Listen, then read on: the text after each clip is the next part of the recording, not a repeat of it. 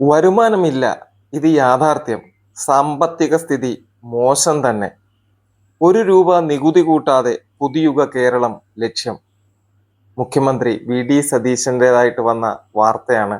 അപ്പൊ നമുക്ക് ഇതിന് വന്ന കമന്റ്സ് ഒക്കെ ഒന്ന് വായിച്ചു നോക്കാം. എനിക്കിഷ്ടപ്പെട്ടത് ഉമ്മൻചാണ്ടിയുടെ പേരിൽ അനുവദിച്ച 10 കോടിയുടെ ആരോഗ്യ പദ്ധതിയാണ്. അസുഖം വന്നവരെ ചികിത്സ കൊടുക്കാതെ ചുറ്റും കൂടിയിരുന്ന് പാട്ടും പാടി പ്രാർത്ഥിച്ചു സുഖപ്പെടുത്തുന്ന അത്ഭുത പദ്ധതി. അനുവദിച്ച 10 കോടി അതിനുവേണ്ടി വരുന്ന സംഗീതോപകരണങ്ങൾ വാങ്ങാൻ തികയും.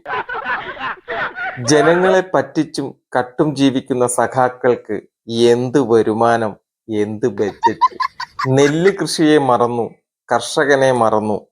കർഷകൻ എന്ന വാക്കുണ്ടോ ബജറ്റിൽ? മുതുകാടിന് തുല്യം സതീശൻ മാത്രം. പണമില്ല പോലും. ഇതെല്ലാം വെറുതെ തട്ടിയതാ. ഷാജിയുടെ ഭാഷയിൽ പറഞ്ഞാൽ പ്രസംഗത്തിൽ പലതും പറയും.